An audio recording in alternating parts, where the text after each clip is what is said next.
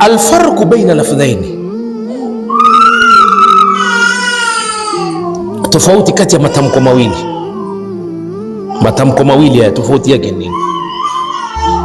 Alfarqu baina alalfadhi sarihati, tofauti kati ya maneno ya wazi, wa alfadhu lkinaya, na maneno ya mafumbo, fi talaki, katika talak. Awalan, tofauti ya kwanza, anna sarihatan yaqa'u biha talaqu, sariha, tamko likitoka waziwazi moja kwa moja linabeba maana ya talaka, walau lam yanuhu, hata kama hakunuia.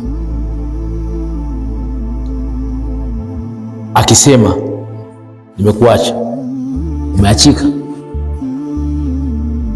hakuna tafsiri,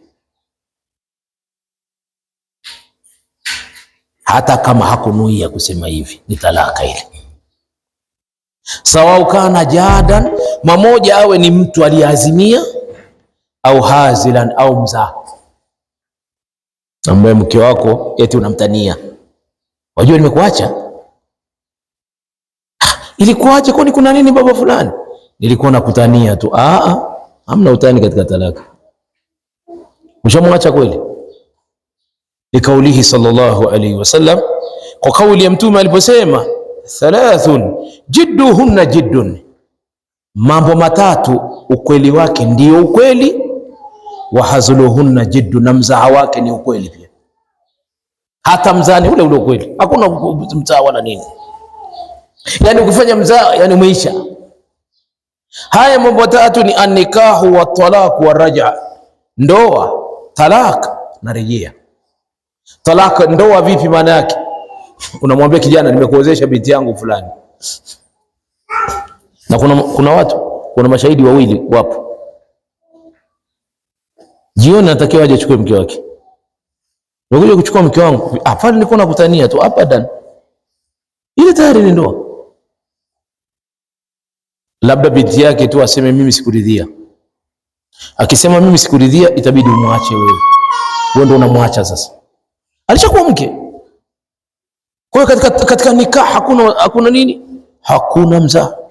Wa talaq, na katika talaka kama nilivyotoa mfano, wa rajaa, rejea. Utofautiana mtu na mke wake, siku ya masiku umerudi jioni, ukamwambia bi fulani, leo ni mke wangu mimi, nimekurejea. Baadaye jioni, usiku mmemaliza kula, unajua nilikuwa nakutania. Hakuna hicho kitu, ile ni rejea. Kama unataka umwache tena, ile tayari ni rejea. Kwa hiyo haya mambo matatu ndugu zangu hayana utani. Kwa hiyo tunaposema talaka hii ni saraha, imetoka moja kwa moja bila, haihitaji tafsiri, inakwenda kwenye maana moja tu, hiyo ni talaka. Wa amma alkinaya tu, ambayo tumeizungumza, tofauti ya saraha na kinaya. Kinaya ni mafumbo, fala yaqau biha talaq, fumbo hili talaka haiji moja kwa moja ndugu zangu, illa idha nawahu niyata muqaranati lilafdha, ila itakapokuwa amenuia yakakutana na matamko, manuizi yake yakatoka na matamko yake. Lianna hadhihi alalfadha, kwa sababu haya matamko, tahtamilu talaqa, kuna wakati yaweza kuchukulika kwa mazungumzo haya ni talaq, wa ghayruhu, au isiyokuwa talaq. Fala yaqau illa biniyatihi, haitotuka talaq ila kwa kunuia mwanaume.